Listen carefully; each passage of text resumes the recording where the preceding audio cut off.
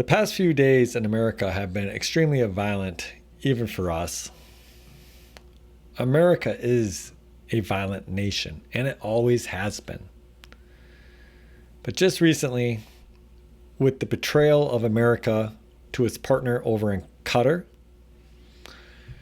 which had planned to invest $1.5 trillion into America, which gifted Donald Trump's presidency a Boeing jet, and yet we turned around and we allowed Israel to attack them, or we coordinated with Israel. And Israel is America now. And then we saw a high-profile political commentator assassinated.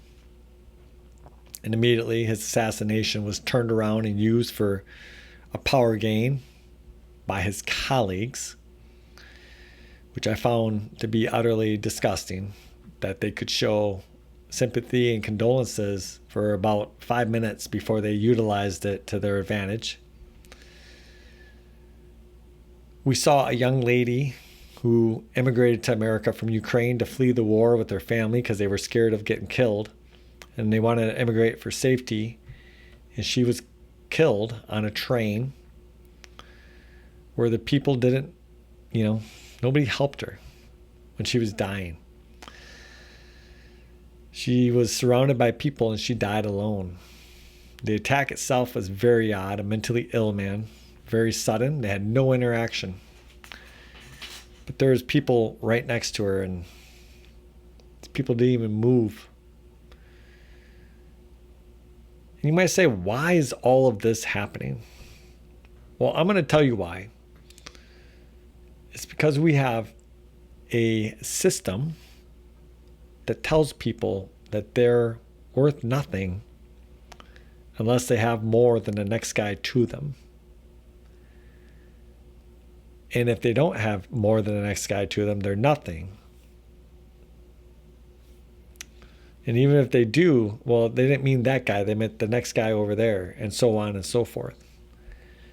And so a lot of these people who, they're average people like me, and they have no special skills to accumulate more, or maybe they don't even have the desire to just accumulate more, but they're told they're worthless. And some of them, that greatly affects, and they lose a lot of meaning in their life. And then the same people who tell them they're worthless come and say, well, I can give you meaning. Just follow me. Look at me. I have more than all these people. And you can attach your meaning to me. And all I'm going to do is turn you against your neighbor. I'm going to turn you against your community. I'm going to turn you against the world. It's us versus them. A story as old as Western society. I think it comes from, Christianity being so strong. The Christian tale. And when I say that, if you believe in Christianity or you don't, that doesn't bother me. I don't mean to say anything bad about it, but there's no denying that the story, as it's portrayed in America through our most popular religious institutions, is a story of us versus them. A zero-sum game. Winner versus loser. Good versus evil. Right? Winners take all. They go to heaven. Losers go to hell into a lake. We're all preparing for a conflict. And so these people, they have no feeling. And then they're, we've taken away all sense of community from them. We put them in these violent areas where they witness so much violence. Think about these little kids at these school shootings. Some of them, they use it to motivate themselves to go on and do great things. But others of them, they get numb. They're small and they're seeing their classmates shot. Absolutely horrible. How do their minds handle that? How do they process that? This is like a weekly occurrence in America.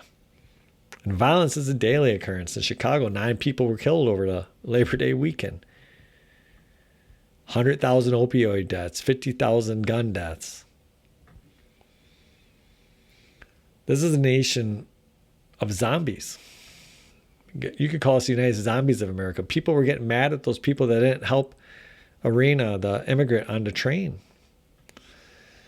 And while I absolutely think they should have helped her, I don't blame them because these people probably see violence all the time. They didn't really know what's going on.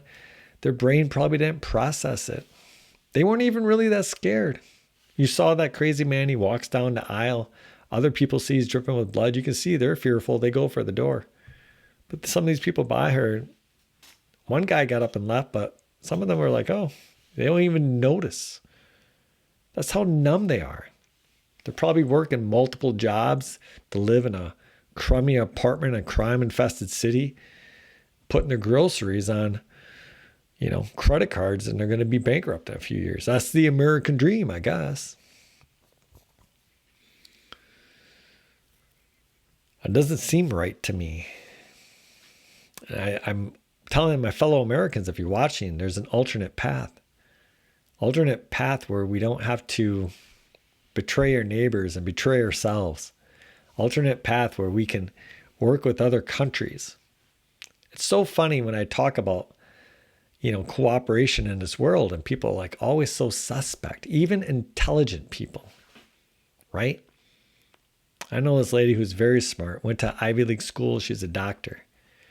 And right away when I brought up China, she's like, what? No, I'm not going to go into the whole story again, but she's like, I don't trust China. It's like, why? Why don't you trust them? And, to her credit, she's like, I'll have to think about that. But that's the American way, right? Us versus them on all levels.